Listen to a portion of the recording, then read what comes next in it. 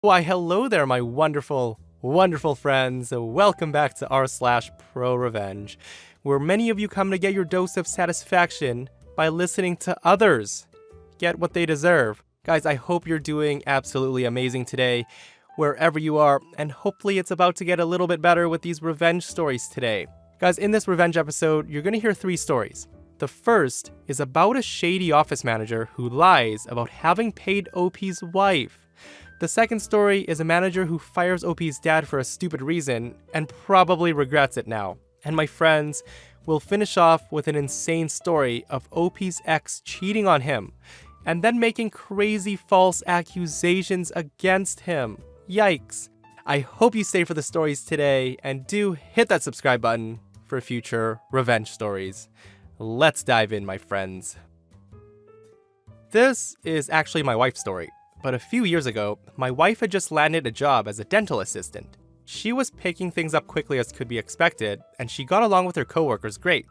However, right after starting, she was warned by her coworkers that the office manager was fire happy. She had the tendency to fire people on a whim and try her luck hiring someone else, only to be dissatisfied with them and fire them as well. We naively thought that since my wife already had some experience as a dental assistant, that she had a head start on any other new hire and that she would be fine. Until just a few weeks in, and without any notice, she was fired for not picking things up quick enough. Whatever, we live at an at-will state and knew there wasn't much we could do, so we started looking for another job for her. However, we noticed after a week or two that her last check was never sent to us like they normally were. We texted the office manager asking if we should come pick it up, and instead were told that the last check was already printed and sent off, and just to wait for it. We waited another week or so before finally emailing her asking when we would get paid. She replied very curtly that there must have been some issue with the payroll and that she would fix it. And then she stopped replying. She ghosted us. Another few weeks went by with several emails and texts going unanswered by her before we finally asked my father-in-law, who's a lawyer, for some advice.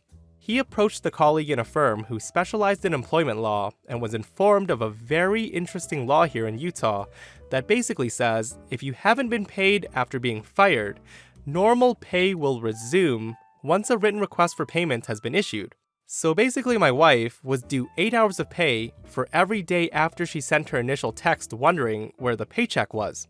After a scary litigious sounding letter from my father-in-law informing them of this law, it came out that the last check had never even been printed, let alone sent, and that there was no accounting issue.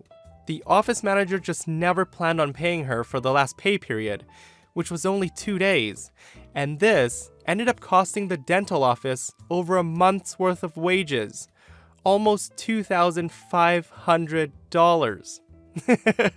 Guys, I absolutely love the revenge stories on shady people trying to save a few dollars, and then it ends up costing them like 10 times in the end. This also sounds like a very shady office manager and dental office, and I wonder how many people they've done this to before OP and his wife decided to take some action. I'm also very curious about the name of the dental office now. My dad had worked at the same company for almost 30 years before he was abruptly fired for a stupid reason. He was coordinating an upcoming meeting of people who had to fly in from around the country. One important participant resigned unexpectedly, so Dad canceled the meeting via email and explained why. Apparently to the company, this counted as, quote, improperly communicating privileged information, and he was fired the next day. All this happened a week after Dad's boss retired and was replaced by a new guy who wanted to cut costs. What a coincidence. This was about 10 years ago, near the height of the recession. Dad was in his 50s, hadn't interviewed for a job since the early 1980s. He wasn't sure if he'd ever find another job. My mom went back to work at a school to pay the bills, while Dad scraped together what he could by doing some online consulting gigs for basically minimum wage. They managed to keep their heads above water, but only barely. Dad was out of work for a year and a half. He finally landed a job at a new company 3 states away, and coincidentally, about an hour away from where my wife and I lived, and were expecting Dad's first grandchild. Mom and Dad moved to live about 20 minutes away from us. They had paid off the mortgage on their house, so they decided to keep it and rent it out, planning to retire there in a few years. The new company treated Dad very well. He was getting paid much more than he made at the old company. He had good benefits and respect from his coworkers and superiors. A year later, Mom and Dad were able to buy a second, smaller house near their grandkids. Dad mentioned a few things about his time at the old company to his new bosses. Nothing confidential or anything, more like overall strengths and weaknesses.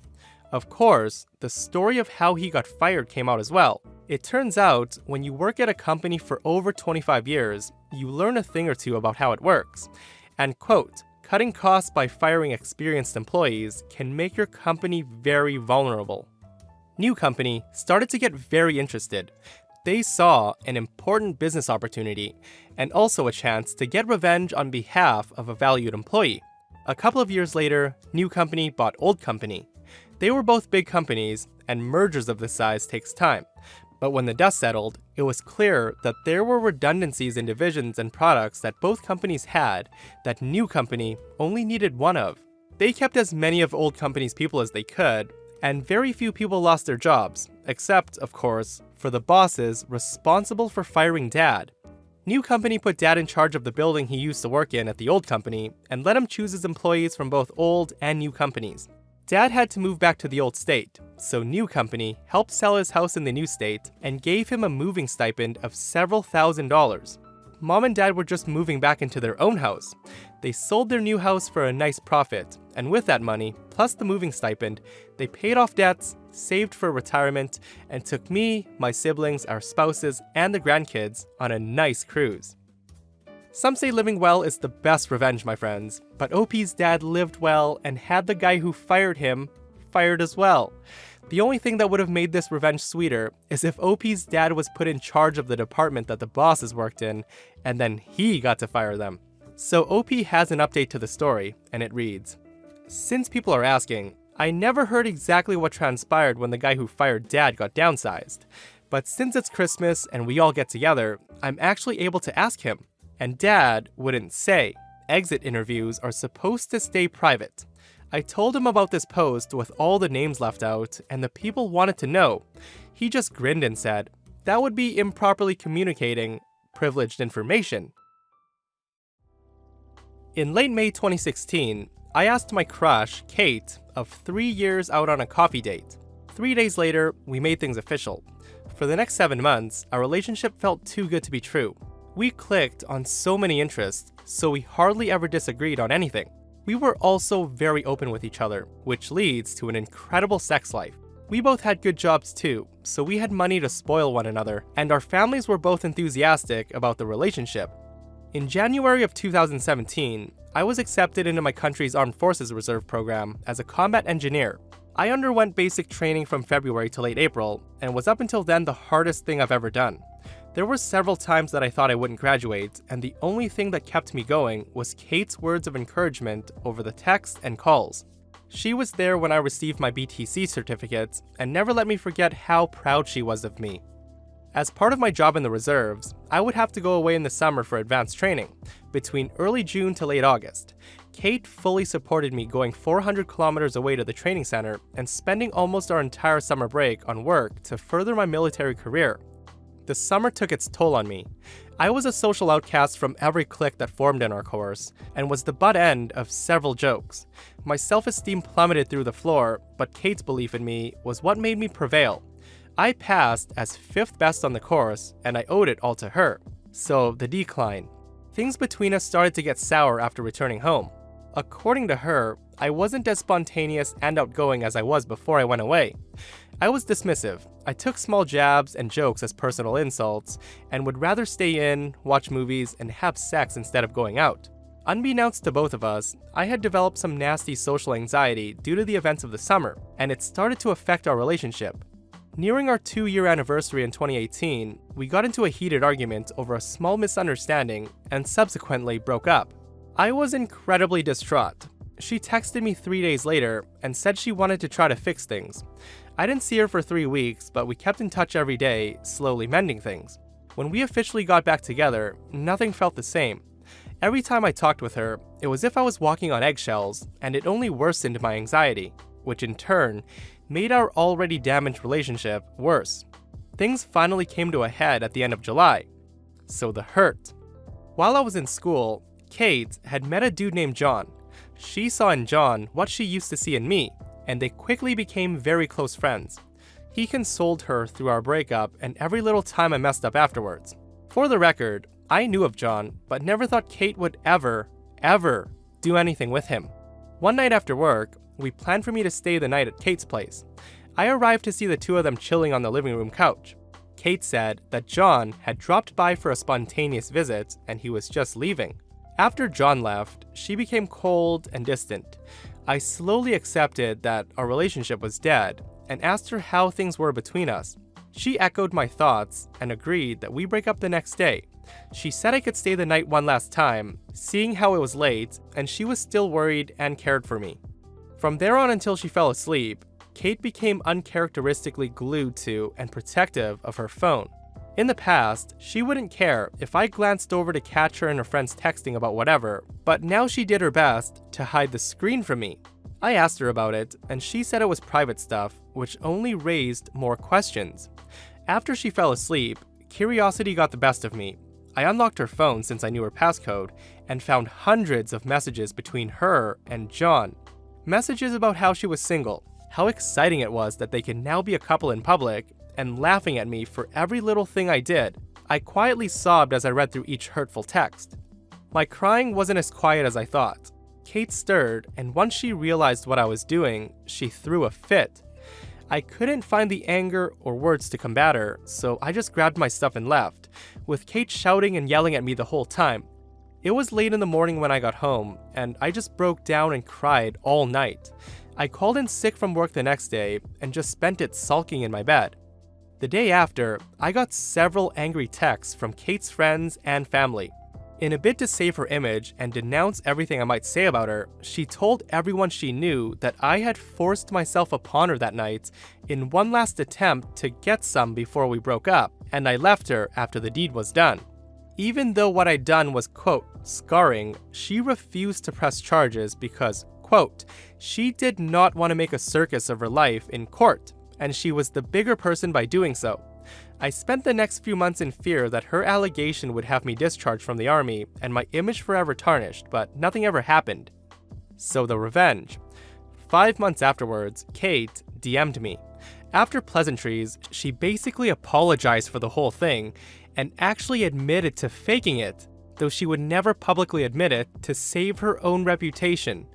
This angered me, but I kept cool, and over the next 3 months, she entered into a cycle of events as followed. She would complain about a current life situation, usually about John screwing up their relationship in one way or another, and asking for advice.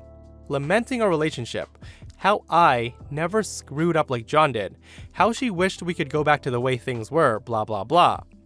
Ignoring me because John finally pulled his head out of his ass, did some huge romantic gesture, and saved their relationship. Going on a smear campaign on social media about our relationship, employing her friends for help, knowing in full well that I would see it, and trying to bait me into an argument. This happened 3 times like clockwork, and always left me burnt out and broken, but a part of me wanted it to happen. Each time it did, I took screenshots of every damning thing she said. I had a full SD card of everything I compiled before I finally decided it was time. Making several picture copies of the worst and worst text messages I caught, I bought several manila envelopes and mailed them to everyone I thought would matter to Kate. Her parents, grandparents, extended family she was super close with, best friends, work boss, coworkers, teachers, whoever I could find a mailing address for. I made sure anyone getting the envelope would know that the texts were between me and Kate, and sent them off. Within 3 weeks, I got results. Some of the people who messaged me to shame me and insult me before now apologize for their words. My favorite was from her own parents, who went on to say that they were deeply sorry about their daughter's behavior, how they raised her to be better than how she acted, and to please not pursue any legal actions. I told them I'd think about it, and they'd be the first to know besides Kate if I did. Kate sent me some texts as well, with things like, "How could you betray my trust like that?" or "You ruined my life, you bastard." I didn't reply. I just read every angry text that flew in with a satisfied grin, and then blocked her when they stopped. I never fully found out how bad her life was affected by my revenge, but I do know that she dropped out of school and no longer has a job. I hope John was worth it. To think that if OP just left her phone alone, none of this would have happened. You know that saying that curiosity killed the cat? It could have gone a lot worse for OP if Kate went full-blown psycho and decided to go to the cops with that accusation and really put OP in the spotlight. What do you guys think of the story? Leave your comments below. Guys, and that wraps up another episode of r/ProRevenge. If you missed the last episode of r/ProRevenge, it's about how OP gets revenge on his stepdad and takes his car legally. If you haven't checked it out, give it a listen to, and I'll see you guys in the next one.